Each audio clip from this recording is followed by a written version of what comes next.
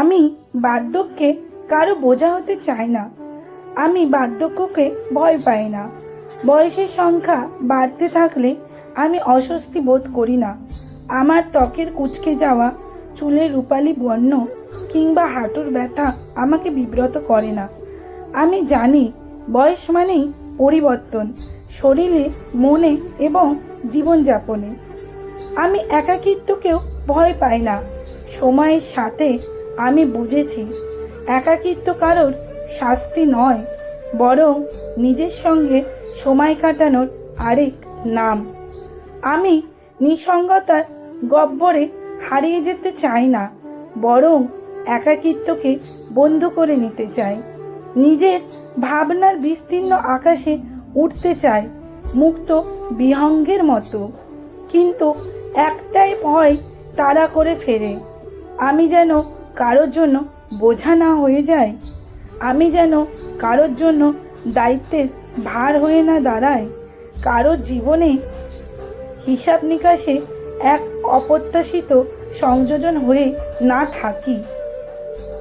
আমি চাই না কেউ আমাকে শুধুমাত্র করুণার দৃষ্টিতে দেখুক। আমি চাই না আমার দুর্বলতাকে কেউ নিজের আত্মত্যাগের গল্পে পরিণত করুক।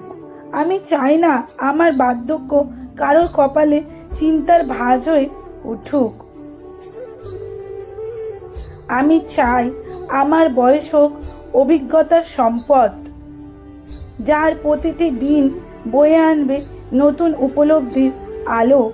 আমি চাই বৃদ্ধ বয়সে আমি এক অগ্রন্থিত কবিতা হয়ে থাকি, যার প্রতিটি শব্দে থাকবে বেঁচে থাকার আনন্দ, জীবনের গভীরতা।